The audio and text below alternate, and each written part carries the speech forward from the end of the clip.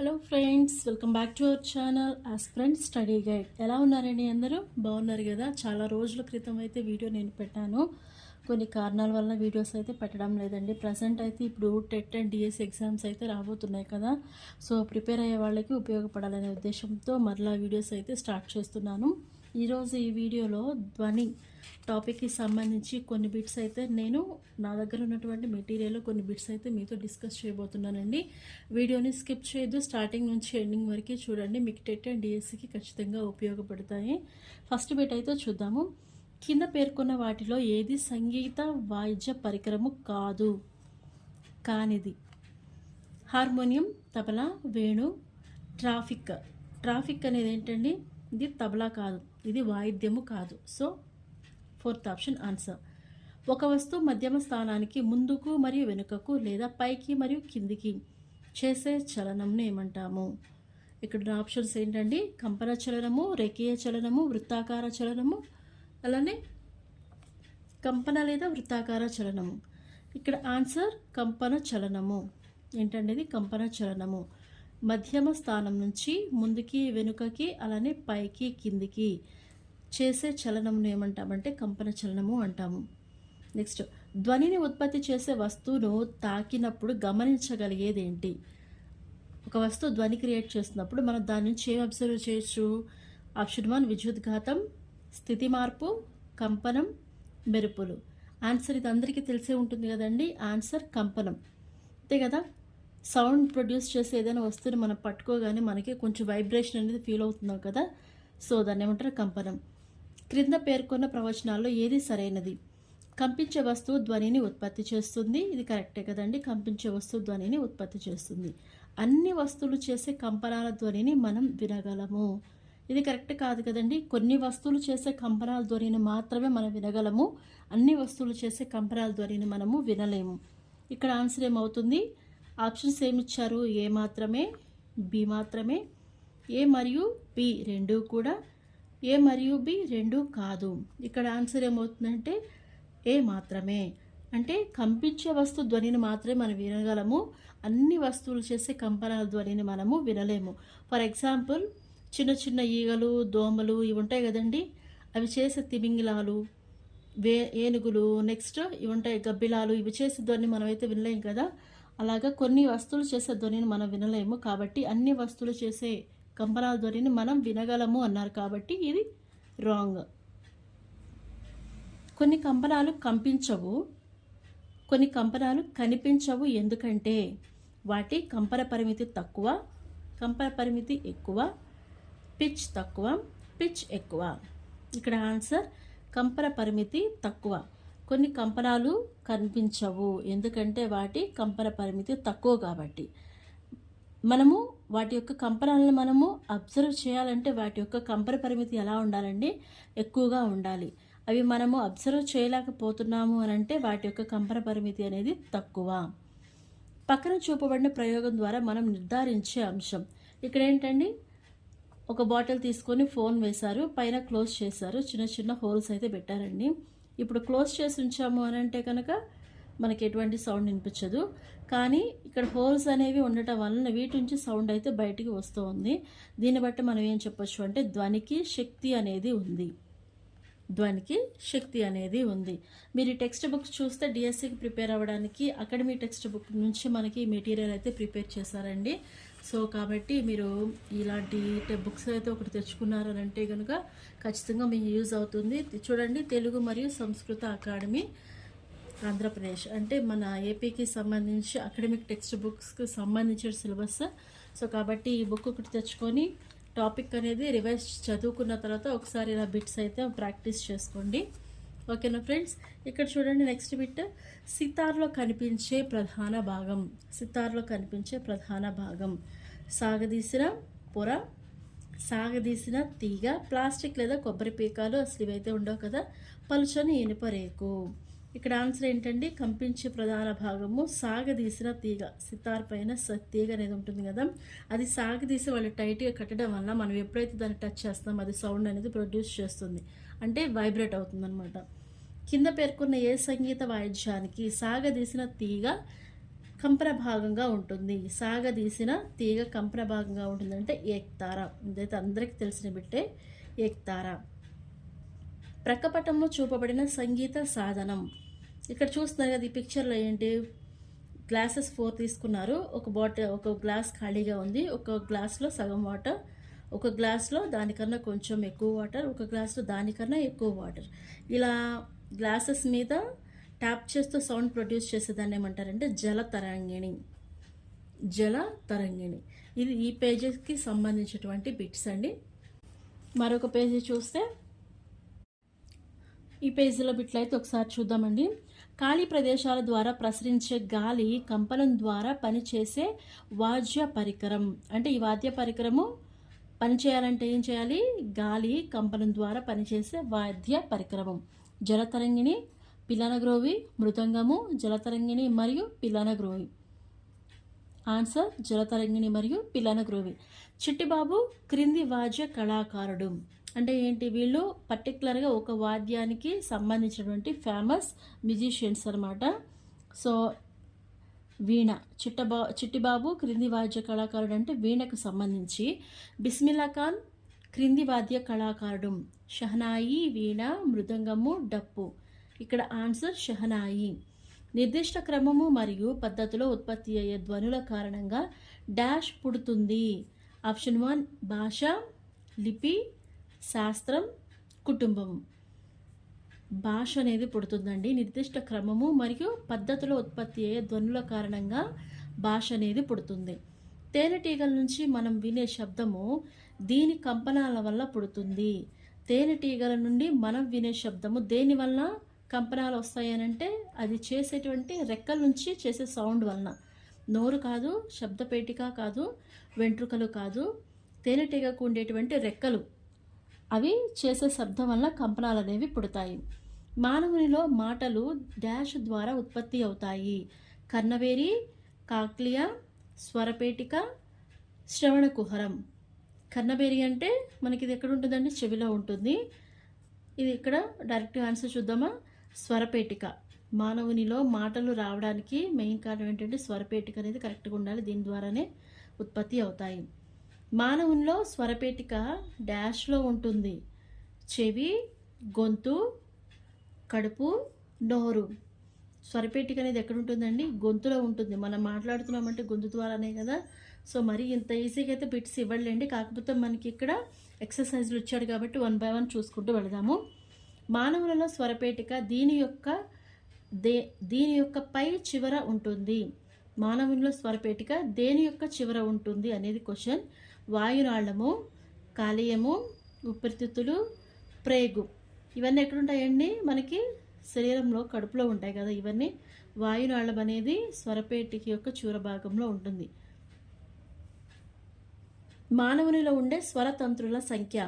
Option 1 1 2 3 4. Answer 2. మానవునిలో ఉండే స్వరతంత్రుల సంఖ్య ఏంటండి? 2.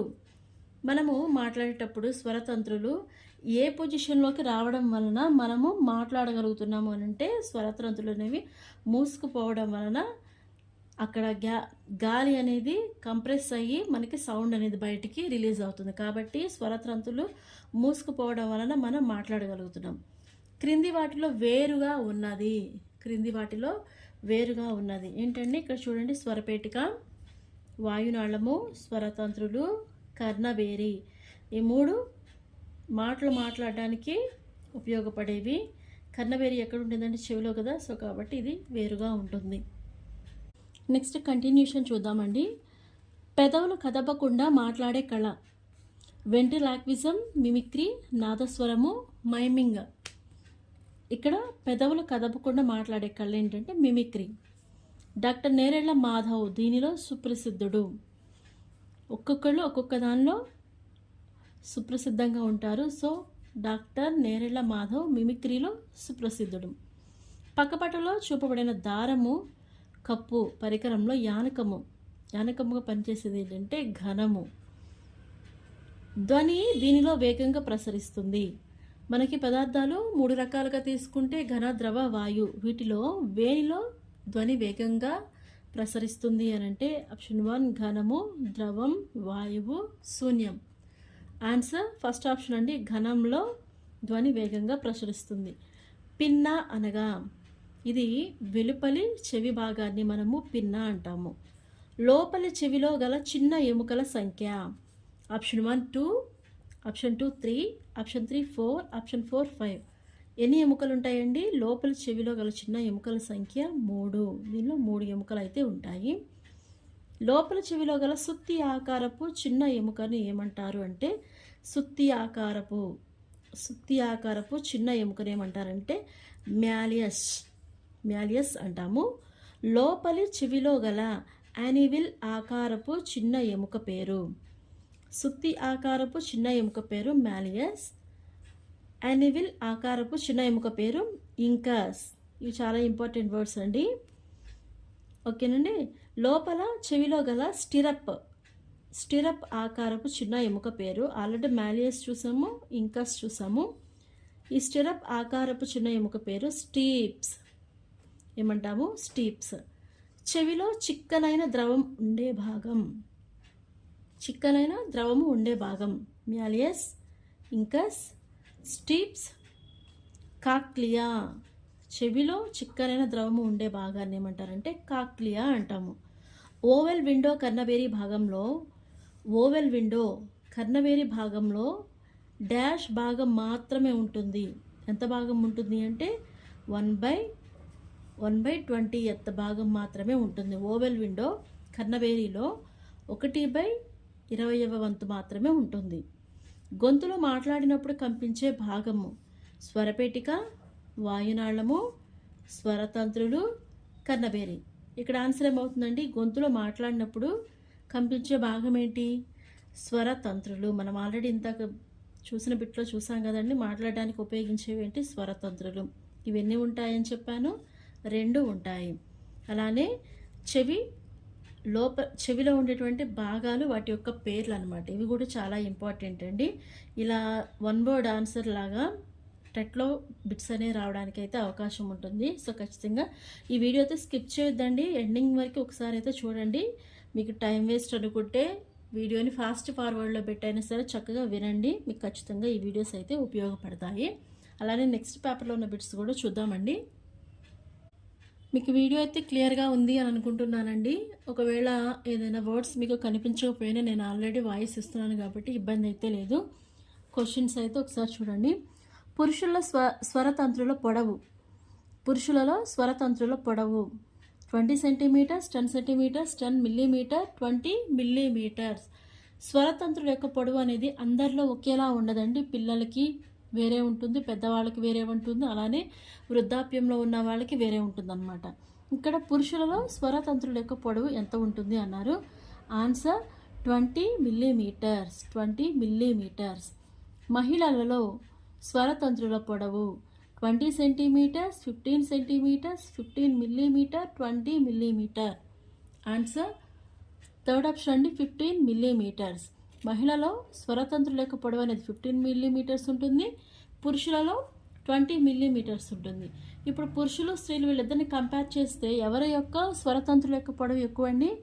మగవారి యొక్క స్వరతంత్రుల యొక్క పొడవు ఎక్కువ. మహిళల యొక్క స్వరతంత్రుల పొడవు పురుషుల స్వరతంత్రుల పొడవు కంటే ఇప్పుడు చూసాం కదండి. ఆప్షన్ 1 ఎక్కువ, 2 తక్కువ, 3 సమానము, 4 ఎక్కువ లేదా తక్కువ. ఆన్సర్ ఏంటండి? సెకండ్ ఆప్షన్ తక్కువ. పురుషులతో పోలిస్తే మహిళల యొక్క స్వరతంత్రుల పొడవు తక్కువగా ఉంటుంది. దీనిలో మాత్రమే ధ్వని ప్రయాణించగలదు. ధ్వని అనేది మనకున్నటువంటి 3 రకాల పదార్థాల్లోనూ ప్రయాణిస్తుందండి. అదేంటి? ద్రవ, ఘన, వాయు. సో కాబట్టి ఆన్సర్ 4th ఆప్షన్ అని ఈ మూడిట్లోనూ ప్రయాణించగలదు. దీనిలో ధ్వని ప్రయాణించలేదు. దేనిలో ప్రయాణించలేదు? ఆల్రెడీ పై బిట్లో చూసాం కదండి. వేటిలో ప్రయాణిస్తుంది? ద్రవ, ఘన, వాయు పదార్థాల్లో ప్రయాణిస్తుంది. ఇక్కడ బిట్ ఏంటి? దేనిలో ప్రయాణించలేదు అన్నారు కాబట్టి ఆన్సర్ ఏంటండి? శూన్యంలో ధ్వని అనేది ప్రయాణించలేదు. చెవి యొక్క వెలుపలి భాగం యొక్క ఆకారము ఇలా ఉంటుంది. చెవి వెలుపలి యొక్క భాగం, దాని ఆకారం ఎలా ఉంటుందండి? ఆప్షన్ 1 గరాటు, పెన్ను, పరీక్షనాళిక, తీగ.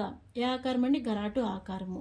చెవిలో పల్చని సాగిన పొరను ఏమని అంటారు? చెవి లోపల పల్చని సాగిన పొరని ఆప్షన్ 1 స్వరపేటిక, కాక్లియం, కర్ణబేరి వెలుపలి చెవి. స్వర్ణపేటిక అనేది ఎక్కడ ఉంటుందండి? గొంతులో ఉంటుంది. దీనికైతే సంబంధం లేదు.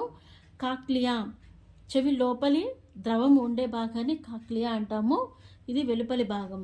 సో సాగినటువంటి ఈ పలచని పొరను ఏమంటామంటే కర్ణబేరి అంటాము. కర్ణబేరి కంపనాలను డాష్కి పంపుతుంది. కర్ణబేరి ద్వారా కంపనాలు ప్రొడ్యూస్ అవుతాయి కదా, అవి మొదటగా ఎక్కడికి పంపబడతాయి? ఆప్షన్ 1 స్వరపేటిక, ఊపిరితిత్తులు, మెదడు, బయట చెవి. ఆన్సర్ మెదడు. కర్ణబేరి కంపనాలను మెదడుకి పంపుతుంది. ఒక సెకండ్కు ఒక వస్తువు చేసే డోలనాల సంఖ్య, ఒక సెకండ్కి అంటే పర్ సెకండ్లో ఒక వస్తువు చేసే డోలనాలని ఏమంటాము? ఆప్షన్ 1 పౌనపున్యము, కంపన పరిమితి, ధ్వని తీవ్రత, కాల వ్యవధి. ఆన్సర్ ఫస్ట్ ఆప్షన్ అండి, పౌనపున్యము. అంటే ఏంటి? ఇదేమవుతుంది? పౌనపున్యం యొక్క డెఫినిషన్ అవుతుంది. ఒక సెకనుకు ఒక వస్తువు చేసే డోలనాల సంఖ్యను, ఒక సెకనుకు చేసే డోలనాల సంఖ్యను ఏమంటామంటే పౌనపున్యము అంటాము. పౌనపున్యంను డాష్లో వ్యక్తీకరిస్తారు. అంటే ఏంటి? పౌనపున్యం యొక్క యూనిట్స్ ఏంటి? పౌనపున్యం యొక్క యూనిట్స్ ఏమవుతాయి? ఆప్షన్ 1 న్యూటన్స్, 2 RPM అంటే రిజల్యూషన్ పర్ మినిట్ అనమాట, 3 డెసిబల్, 4 హెడ్స్. ఇక్కడ పౌనపున్యం యొక్క యూనిట్స్ ఏంటండి? హెడ్స్. ధ్వని తీవ్రతకు ప్రమాణాలు option 1 newtons, peak, 3 decibel, 4 hertz. Hertz already చెప్పాం కదండి, దేనికి అవుతుంది? పౌనపున్యానికి అవుతుంది. మనకి కావాల్సింది ధ్వని తీవ్రత కదా, సో ధ్వని తీవ్రత యొక్క ప్రమాణాలు ఏంటి? డెసిబల్. ఓకేనండి. సో ఈ పేజీలో ఉన్నటువంటి ధ్వని టాపిక్కి సంబంధించిన బిట్స్ అయితే ఇవ్వండి. సో ఇప్పటి వరకైతే ఈ బిట్స్ చాలు. ఇంకా రిమైనింగ్ వీడియోలో కొన్ని బిట్స్ అయితే చేస్తాను. ఈ వీడియోనే కాకుండా ప్రీవియస్ అయితే 6th క్లాస్ నుంచి సెమిస్టర్ వైజ్ చాలా వీడియోస్ అయితే చేశానండి. 9th క్లాస్ వరకు చేశాను. ఆ వీడియోస్ ఎవరైనా చూడకపోతే ఒకసారి చూడండి. అవి ఇప్పుడు మీరు ప్రిపేర్ టెట్ అండ్ డిఎస్ ఎగ్జామ్స్కి ఖచ్చితంగా ఉపయోగపడతాయి. ఒకసారి వీడియోస్ అయితే చూడండి. ఓకేనండి. ఇలానే మీకు ఉపయోగపడే విధంగా వీడియోస్ అయితే చేస్తూ పెడుతుంటాము. మేము పెడుతున్నటువంటి ఈ ఎఫర్ట్కి మీరు ఇచ్చే స్మాల్ ఎంకరేజ్మెంట్, వీడియోని చూడండి, అలానే వీడియోని లైక్ చేయండి. అప్పుడే మీలాంటి ఇంకా నెంబర్ ఆఫ్ మెంబర్స్కి మన వీడియో అనేది రీచ్ అవుతుంది. అలానే ఇలాంటి మరిన్ని ఇంపార్టెంట్ బిట్స్ అనే వీడియో రూపంలో రావాలి అంటే తప్పకుండా ఛానల్ని సబ్స్క్రైబ్ చేసి బెల్ ఐకాన్ ఓకే చేయండి. ఓకేనా ఫ్రెండ్స్? మీకోసమే నేను ఎఫర్ట్ అంతా పెడుతున్నాను. సో మా కోసం చిన్న స్మాల్ ఎంకరేజ్మెంట్, వీడియోని లైక్ చేయండి, మీలా ప్రిపేర్ అవుతున్న మీ ఫ్రెండ్స్కి షేర్ చేయండి, అలానే మన ఛానల్ని సబ్స్క్రైబ్ చేయండి. Thank you.